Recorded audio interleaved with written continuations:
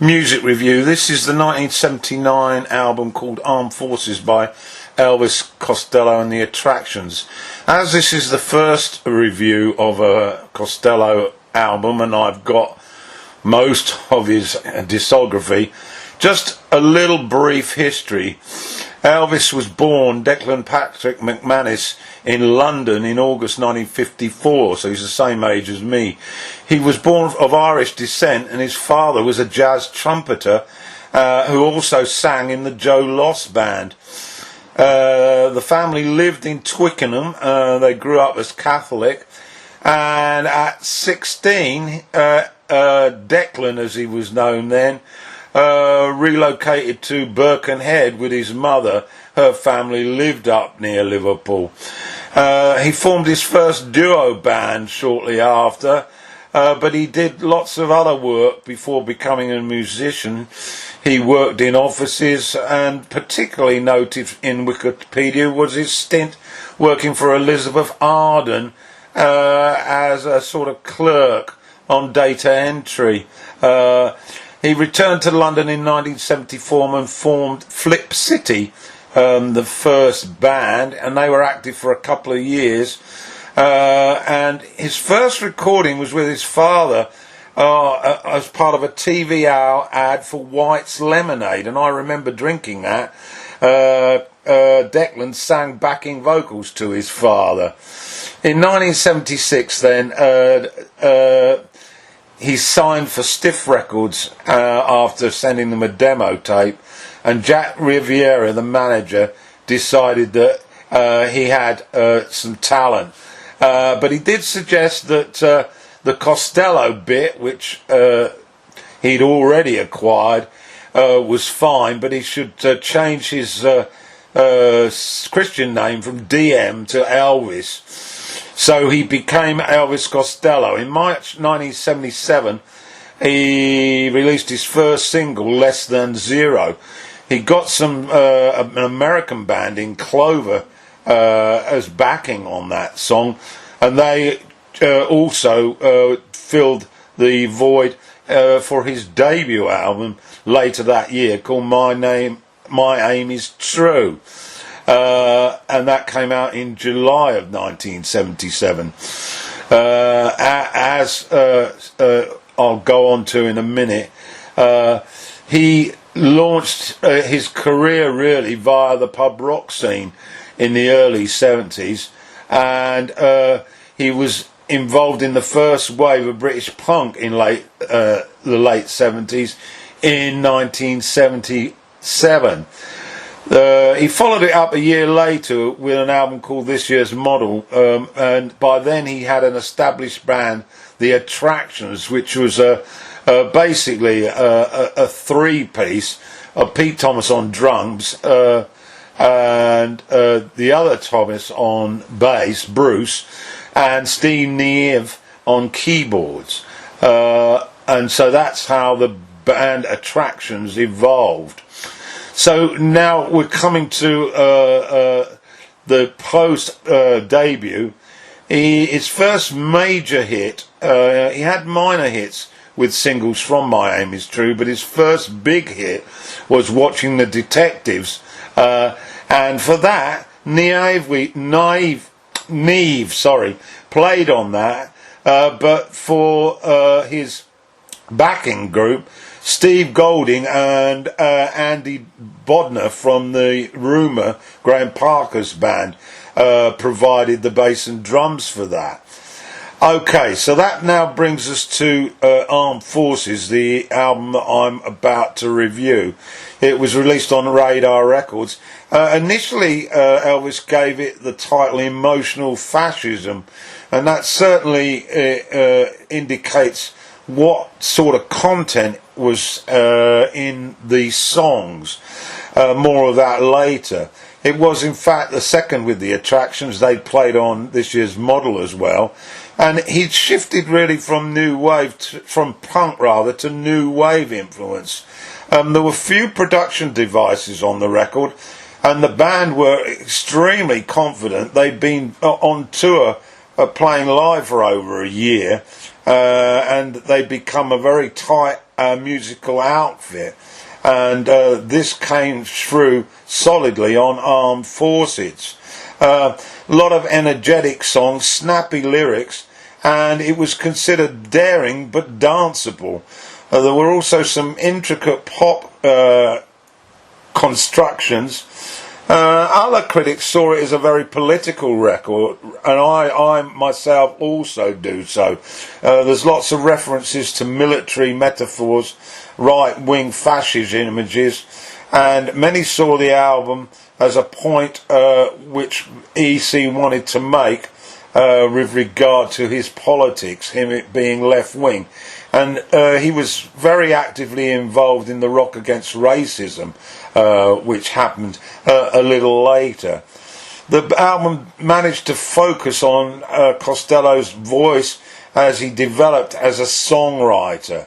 The artwork is interesting. It was designed by Barney Bubbles, and on the front cover there's a head of stampeding elephants designed by Tom Pogson, and I see in that cover the armed forces strength, very much a metaphor for militarization. Certainly elephants stampeding at you with those huge tusks would certainly be vis-a-vis tanks charging at you on the battleground. It was a fold-out sleeve which caused me lots of headaches, and there's a few interesting little photos in there. One that I can recall is one of a swimming pool where it appears that Elvis is about to dive into it fully clothed. So to the tracks then. Let's start with tracks 1, Accidents Will Happen. This is an absolutely great pop song with a cappella start. There's a full booming sound, particularly striking Pete Thomas's bass throbs, and it sort of complements well with Neve's soaring keyboards. The bridge quickens up the punchy rhythm before levelling back to the medley. EC's vocals are enchanting with great harmonies leading to the outro. The harmonies reminded me a little bit of Phil Spector. Lyrically, it's a song, I guess, about victims, about violence in relationships, and how relationships are all about chance. That's my take on it anyway. To track 2 now then, and this is the Senior Service. Now, when I saw this title, my first thought was a packet of cigarettes. In my father's day, cigarettes, Senior Service, were bought by many. They didn't have any tips. But also, I thought about military jobs for life. You join the forces, you get promoted, and you end up doing a 40-year stretch. As to the music, it starts off with jerky ascending keyboards that lead us to a song like many on the previous album, this year's Model. Naive, I still can't get that. Neve, establishing himself as the lead instrument in the absence of lead guitar. Costello, a competent rhythm guitar player at best, but lead guitar solos, no. It's got a rolling rhythm that leads us to the outro. This was typical of the new wave disco pop that had arrived in Britain at the time. The tempo change is very interesting. It bops and then it turns to anger and is quite raunchy. To the lyrics, well, some of the words create grisly images of warfare, about death arriving at any moment in a combat zone. Also, promotion being the only safe escape if you are in the forces, and the threat of a disability or death explained as a almost probable outcome. So to track 3, and it's the infamous Oliver's Army. Musically, this was a shoo-in for a great hit. It's got a 5-star pop melody. It ships in at a fast rate with the keyboards forcing the rhythm and the synchronized vocals skate over you.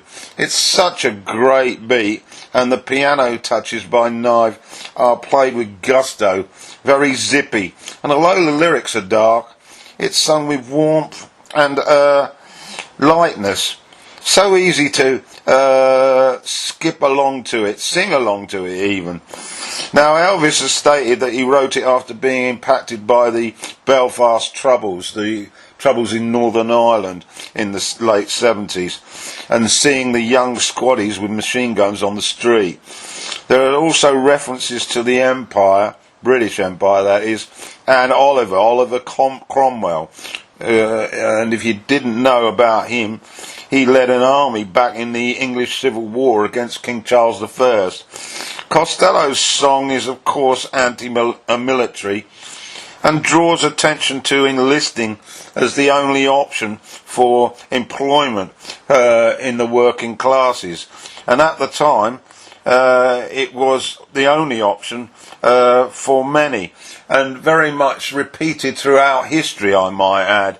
The poor are sacrificed on the battlefield, while the rich officers view the onslaught from safe positions.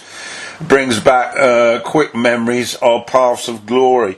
And so, to go on, the piano riff was also said to be somewhat inspired by ABBA, so said many critics, Dancing Queen.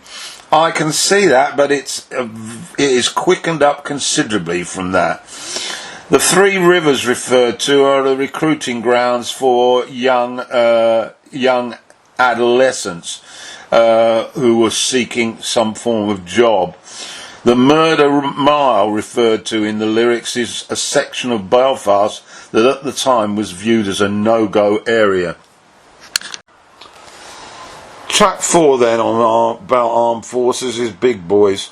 It's a nice stompy rhythm, very mood driven, and rolling keyboards on this track, which drives Pete Thomas's drumming. It's a bit of a relic really from the punk scene. It's got a punk feel to it. Lyrically, it's about trying to make that big leap in adolescence to dating, and dating successfully, joining the big boys. References to going to the pictures, the cinema, historically a place of courtship, of course, and anxiety showing in your male body, the palpitations, the stomach churning, the anxiety as to whether you are going to be able to perform if given half a chance. And it could well be about a first sexual experience that went particularly poorly, instantly forgettable, but still hanging in there, and you're having to convince yourself that next time will be better. So to track 5 then, and this is Green Shirt. It opens with a sort of harpsichord type chime, I thought, and it shuffles into a rhythm. The percussion roll is very military in style. In fact, it's like a slow march, the rhythm. And I love the simplicity of it all. And the horns coming at the outro. It's another sort of pinch from Sgt. Pepper, the introducer of the horns. And lyrically, it's got a number of military metaphors in it. Refers to the draft, military conscription, the early beginnings with a very smart uniform that you take pride in, and then it refers to the Quisling Clinic, which is a building in Madison, Wisconsin, and Quisling was also the name of a prominent Norwegian fascist. Not sure whether Elvis was referring to him, but Elvis did say that the song was brought about by paranoia on his part, and it has some simply seductive signals that can lead people to a tyrannical viewpoint, i.e. fascism. So to track 6 then, Party Girl. a really easy, slow ballad with a rock ballad beat. And for the first time, the lead guitar comes into play, I assume played by Elvis. But it's Bruce Thomas that dominates the show with his whizzy-like bass that almost becomes a lead instrument. It's not quite up to Pastorius or Clark, but it's really very pointed, and it's makes a big contribution to the rhythm. There's some hoot-like harmonies as well, which caught me by surprise, and an absolutely tremendous piano solo from Neve, which it has that bass underneath it. When the pace is up, it becomes emotionally very powerful, and the harmony chorus is a steal from the Beatles' Abbey Road album. There's a powerful outro, and we ought to call this really a power-filled ballad. As to the lyrics, just fancying the girls that attract many casual admirers at, well, you've guessed it, parties. That's my take on it. So the beginning of side 2 on the vinyl, and this is Goon Squad. Very quick tempo and a rhythm, a driving rhythm again. And the title creates for me anyway, it created an image of the Droogs in Clockwork Orange. The notion of a squad, I guess. But it's more accurate to say that the Goon Squad is related to a group who are expendable militarily. They go in and clean up the minefields before combat troops move into the area. I got that from the internet, by the way. I like the stripped down sequence midway through, when it's just the bass and the drums, no knife on keyboards. It's got a really earthy, raw feel to it. Lyrically, well, it reflects serving in the military, akin to a prison sentence. Very few get rewarded. The rest get degrees of punishment and possible injuries.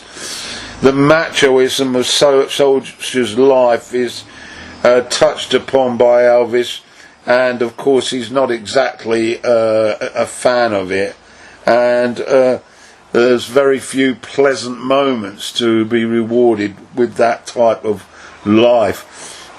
On to track 8 then, Busy Bodies. It could have been on this year's model, this one. Neve's work is much again a highlight. Elvis mixes a mellow tone to a raucous sound with the vocals, and he's become quite adept at this. It swings neatly. The new wave is very befitting of the label for this piece. There's a soaring harmonium at the outro as well, and a little nod to the Beach Boys at the finish. It's another song about adolescent lust and naivety, I think. I sense the metaphors were very much about sex, about male insecurity and bravado, and the enormous peer pressure to join in with the accomplished few.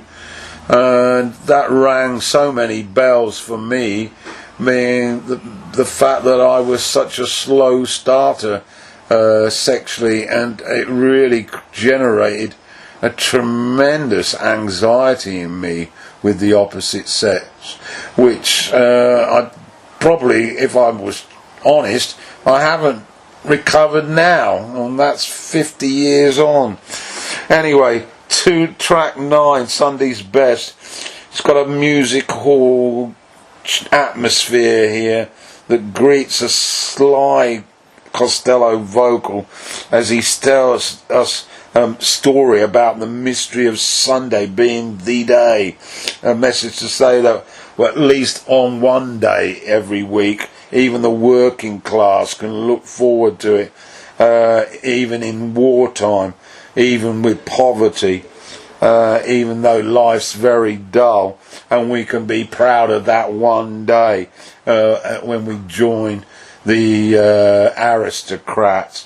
Elvis hints at how racism is used, though, as a reason for the woes of our discontent and our unsatisfactory lives. To track 10 then, It Moves for Modern. It's not, again, not unlike a track from this year's model.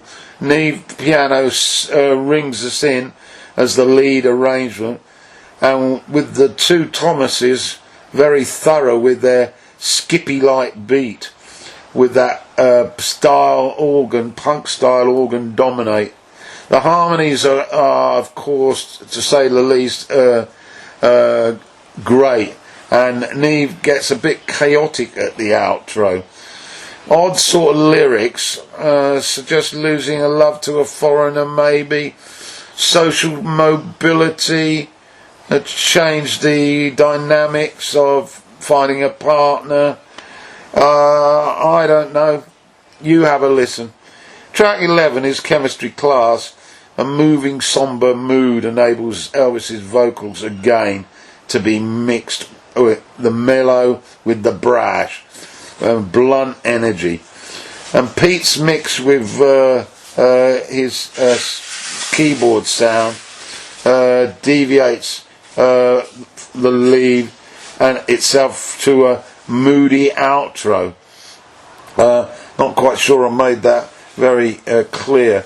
Pete's mix with Stevie Knives' strange keyboard deviates itself to a moody sort of outro. Lyrically, difficult to interpret this one. This track is one of the many with references to a school crush, the electricity of desire again, and with one so young, and maybe a product of not playing the clown forever is dropped in there in the lyrics by Elvis.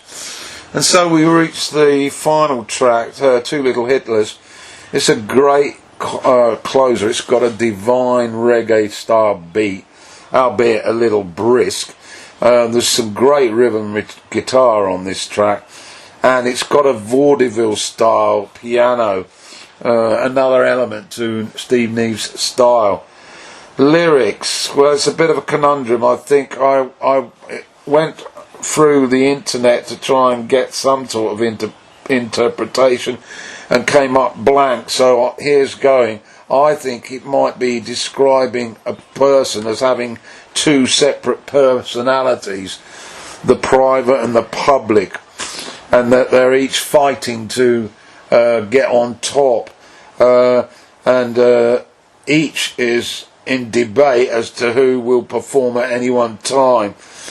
Our thoughts are perceived desires and how they measure up to reality as experienced. And in one's mind we shape a sense of perfection that's desired, and then we have to compromise daily. Those are my ideas anyway. So I'm going to conclude this review now. This album is very much a grower. When I first heard it, I was really disappointed because I found this year's model to be almost faultless, and I found that the political overtones were too heavy on this album, and that it was strangulating really the crisp new wave sound. But this one is one that will grow on you, and of course the politics is right up my street, and it really had serious intent, was meant to be a message giver, and was also very controversial but very essential at the time. We were going through a situation politically in the UK where the right wing were really seizing control. Racism was rife, and the left needed to stand up and be counted. It was also at the time when South African apartheid was front page news daily, and there was some really rather nasty pieces of work littered around in the urban areas of many of our industrial cities. So I've got to applaud Costello for putting this down. He's always been a guy that's prepared to take risks with his lyrics, and that's why he's such a great songwriter. So there we are then. 5 stars for this one. I'm going to begin star rating on both movies and music now, and this one for 1979 is a 5-star album.